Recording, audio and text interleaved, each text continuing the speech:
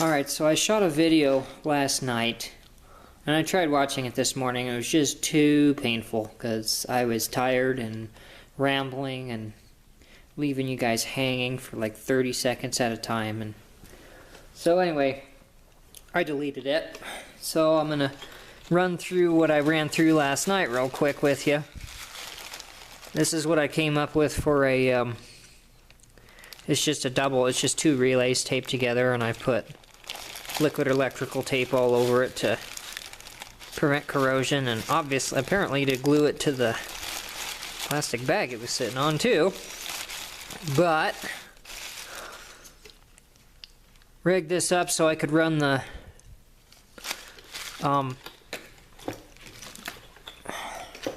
linear actuator, because it was intended, it's designed to where you need a double pull, double throw switch.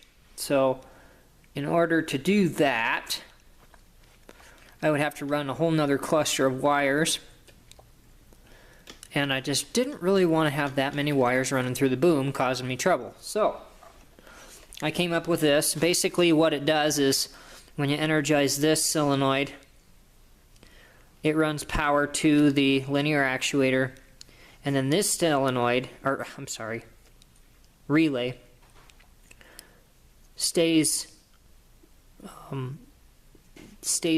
the off position, which is the 87A. It's upside down, so you probably can't even read it, but 87A is the normally closed contact. So if you look at this, this is obviously a coil. So you energize that coil and it pulls the contact over to the 87.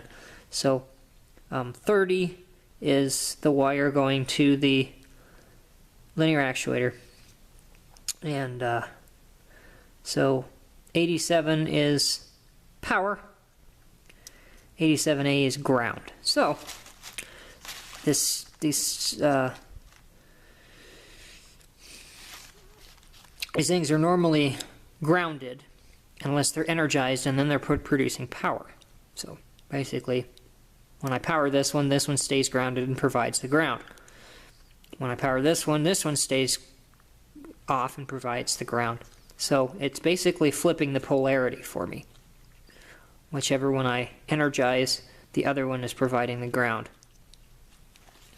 So that's basically doing the same thing as a double pull, double throw. Some people may say, well, that's kind of a convoluted way to do it, but like I said, I didn't want another cluster of wires running through the boom, when really all I'm ever going to need there is 3 wires probably, if I ever get the hydraulics set up,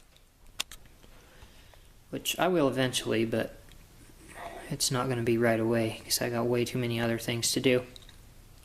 And that the valve that's on there is leaking, as it always has been, and it's getting worse every year, so eventually I will have to replace it.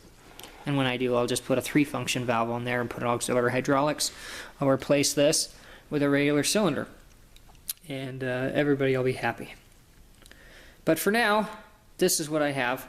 I'm going to try to get a shot of it demonstrating so you guys can see that. Alright, I got you up on a tripod so you guys can kind of see this. Very simple. A ground on each solenoid, or I keep calling them solenoids, but you know what I'm saying. Relays.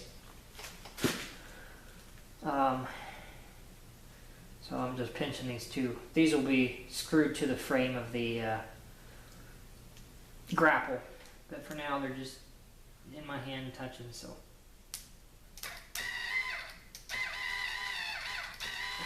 Get a good contact.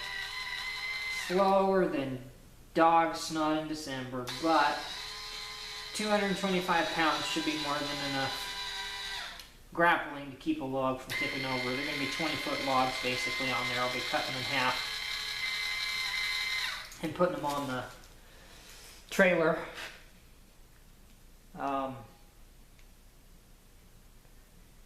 And the grapple is really only going to operate probably 20, 25 or 30% of its stroke, so You know, just enough to squeeze the log, and then just enough to let it go.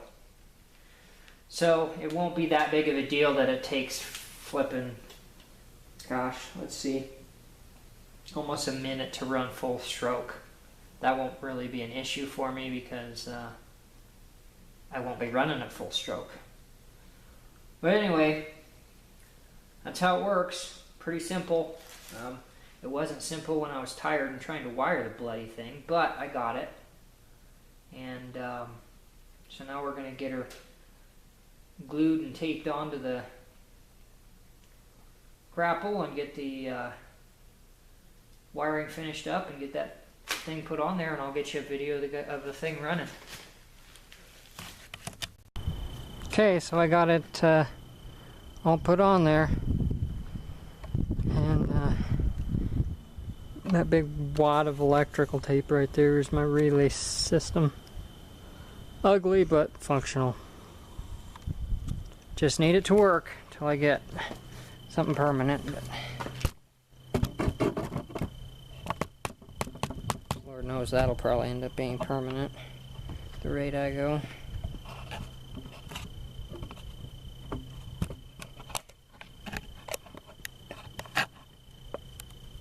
Well, I was going to level the camera, but it doesn't seem to want to do that, so I guess you guys are just going to have to use it.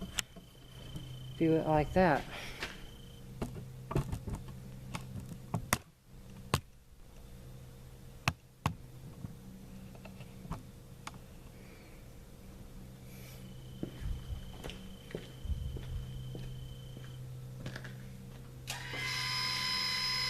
Ta-da! Like I said, slow as hell, but it ought to work. I'm only going to be probably running there in this little range right here. Grab a log, let a log go. That's pretty much it. But, that's it.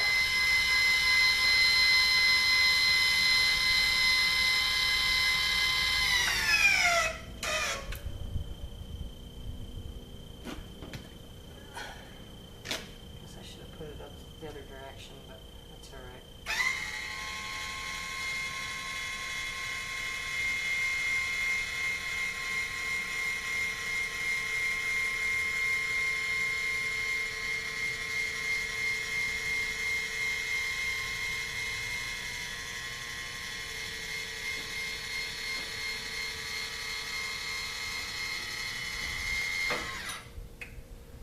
Okay, there you go. One functioning, albeit very super slow, log grapple. Still be faster than trying to roll them up onto the trailer.